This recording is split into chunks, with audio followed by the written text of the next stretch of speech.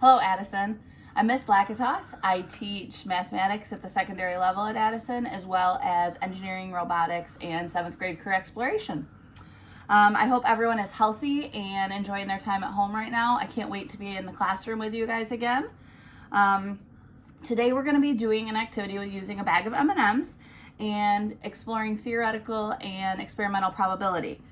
This activity is geared toward late middle school and early high school students. However, you can adapt the activity and work on sorting, counting, and comparing quantities with younger elementary students, as well as talking about basic probability with upper elementary students. We first need to start with a few definitions. Probability is the extent to which an event is likely to occur, measured by a ratio of the favorable cases to the whole number of cases possible. If I were to flip this dime, there's a 1 out of 2 or 1/2 chance that it falls on a head, and a 1 out of 2 or 1/2 chance that it falls on a tail. Theoretical probability is what is expected to happen based on mathematics.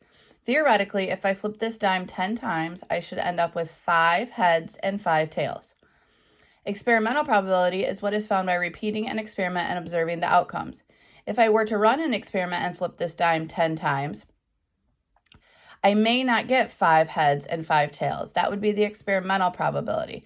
In many cases, you may flip it 10 times and get 2 heads and 8 tails. Again, that is experimental probability, where theoretical probability says we should get 5 heads and 5 tails.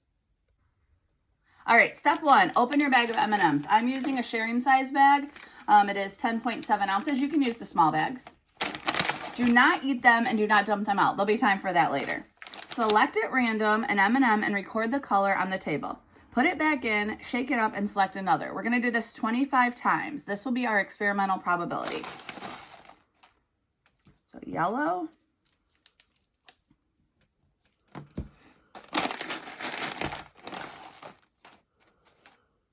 blue. All right, so I've done my 25 trials. I've tallied my colors as I went, and then I totaled them off here to the right. So I'm going to move on to page 2, and it says calculate your experimental probability. So I'm going to copy down that I had 6 out of 25 of my colors were red, 2 out of 25 were yellow, 2 out of 25 were orange, 8 out of 25 were blue, 4 out of 25 were green, and 3 out of 25 were brown. Then I'm going to turn that into a decimal and a percent by dividing. So I'm going to do 6 divided by 25. And I get 0.24 as a decimal. And that is 24%. I'm going to continue that to fill in my table.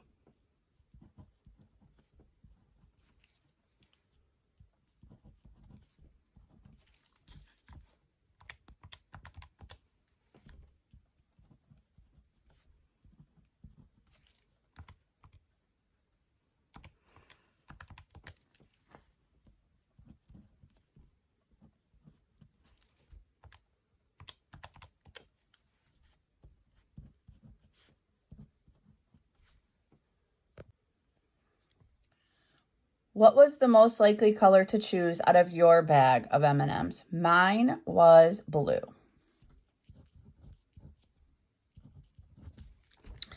In a bag of 100 M&Ms, how many of each color would you expect? So in a bag of 100, I would expect 24 red, 8 yellow, 8 orange, 32 blue, 16 green, and 12 brown.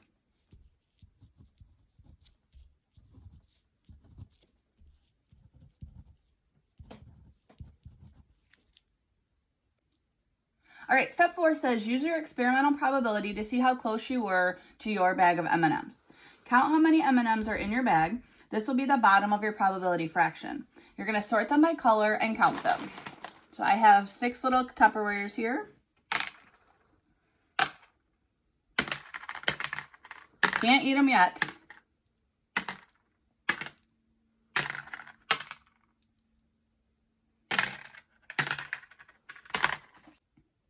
So I've sorted my M&Ms and I finished counting them, and now I'm going to work on filling in my table in step 4.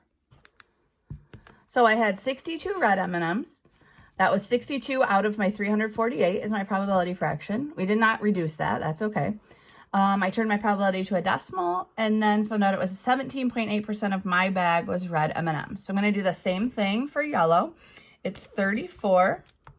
If I turn that to a decimal, I get, now these decimals are not going to be nice like in the last chart, so I'm going to round it to the nearest thousandth. So I have 0.98. So that's 9.8%. For my orange, I had 82 of those. So I'm going to round that to 0.236, so 23.6%. Blue was 87. That was 25%. Green was 34. I'm going to round that one. We already had that number. It's 9.8%. And brown was 49. And 14.1%. All right, so now I'm going to use my experiment that I did and compare it to my bag of M&Ms. So I'm just going to talk about red first, and then you can look at your bag. So my red in my experiment was 24% of my M&Ms that I pulled out of my 25 were red. And in my actual bag, it was 17.8% were red. So go ahead, if you're doing this activity at home, compare what you got in your experiment to your actual bag of M&Ms. So step 5, theoretical probability. If each color is equally likely to be made at a factory, what is the probability of choosing each color at random? So they would all be 1 out of 6, or about 16.7%, because there are 6 colors, and if there's the same number of each color in the bag, you would have the same probability of choosing that color. Okay, but that is not the case. The approximate percentage of each color in a bag of M&M varies based on the manufacturing location. So I gave you a table of the 2 manufacturing locations for plain M&Ms. They are Cleveland, Ohio and Hackettstown, New Jersey. You can find the manufacturing plant code on the back of your M&Ms. So on mine, it happened to be right here in the sharing size bag. It'll either say HKP for Hackettstown, New Jersey, or it'll say CLV for Cleveland, Ohio. So find that on your bag. And then here, now we have the theoretical probabilities for each plant. So let's compare our numbers to theoretically what we should have gotten. So on my experiment, when I tested the whole bag, I got 17.8%, which should be red. Theoretically, it should have been 12.5%. So you can go ahead and compare your numbers. You'll see on mine that blue matched perfectly. All the rest were a little bit off. Okay, so we've done our experiment on our bag of M&Ms of 25 trials. Then we looked at the entire bag of M&Ms. Then we talked about the theoretical probability of each color based on where it was manufactured. So I have some questions to close with. These are some questions you can think about. It says compare the theoretical probabilities to the experimental, which we kind of just did. Describe the similarities and differences. Justify why you think there are similarities and differences. And which do you think is more accurate, theoretical or experimental probability, and why? Also think about if we all tested a bag of M&Ms and we combined all of our answers, how you think that would affect the results. This obviously is not the most ideal setting to do an experiment. I would have loved to have done this in class with you. I would have done a lot less talking and watched you experiment more and come up with some answers on your own without me necessarily leading the lesson. But hopefully this got you a little bit engaged today. You learned something, and you may go out and try this experiment on your own. Again, I miss you guys. I hope to see you soon. Post a picture below if you do something with this activity. You could also modify it with a different type of candy.